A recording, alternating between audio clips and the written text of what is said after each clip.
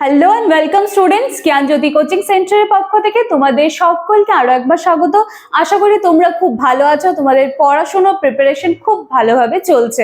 আজকে আমি major education থেকে ইউনিট 2 এর 12 মার্কসের কিছু কোয়েশ্চেন নিয়ে আমি চলে এসেছি। আমি লাস্ট দুটো ক্লাসে কিন্তু ইউনিট 4 এর যা সাজেশন যা ছিল যাবতীয় দেওয়ার আমি কিন্তু দিয়ে কমপ্লিট করেছি। আশা করছি এগুলো তোমাদের হেল্পফুল হবে।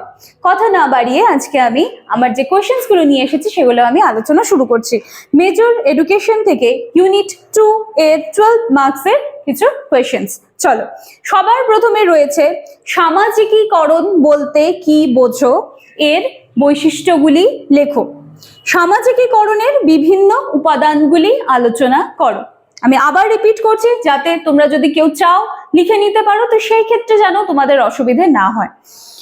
আমি আবার রিপিট করছি। নাম্বার 1, সামাজিকীকরণ বলতে কি বোঝো, এর বৈশিষ্ট্যগুলি লেখো।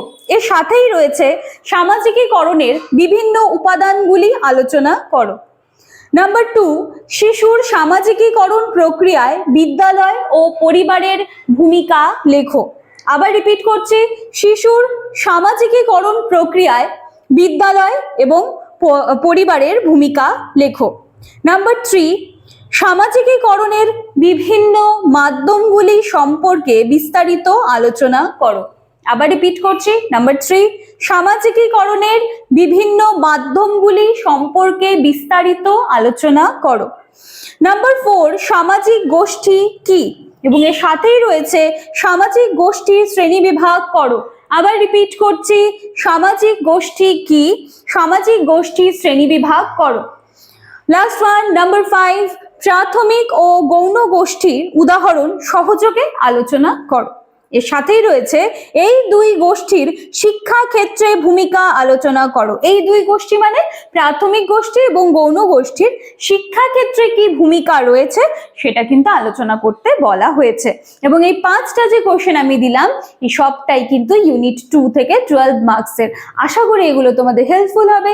এছাড়া আমি আরেকটু ক্লাস শেষ হওয়ার আগে আমি একটু বলে নিতে চাই, তোমাদের যাদের এখনো পর্যন্ত কিন্তু সাফিসিয়েন্ট নোটপত্র নেই, যে কি পড়বে নিয়ে এখনো বুঝে উঠতে পারছো না, তোমরা কিন্তু চাইলে আমাদের জ্ঞানজ্যোতি কোচিং সেন্টারের সাথে যোগাযোগ করে আমাদের সাথে যুক্ত হয়ে যেতে পারো। তোমাদেরকে সম্পূর্ণ নোটস পত্র প্রথম থেকে যেভাবে প্রোভাইড করা হচ্ছিল সেভাবেই কিন্তু প্রোভাইড করা হবে। এছাড়া তোমরা যদি যাও যে নেক্সট সেশনে আমাদের সাথে যুক্ত হবে, তবেও কিন্তু তোমাদের সকলকে ওয়েলকাম। চলো আর কথা না বাড়িয়ে আজকে ক্লাসটা এখানে শেষ করছি। দেখা হচ্ছে নেক্সট দিনের ক্লাসে। Thank you.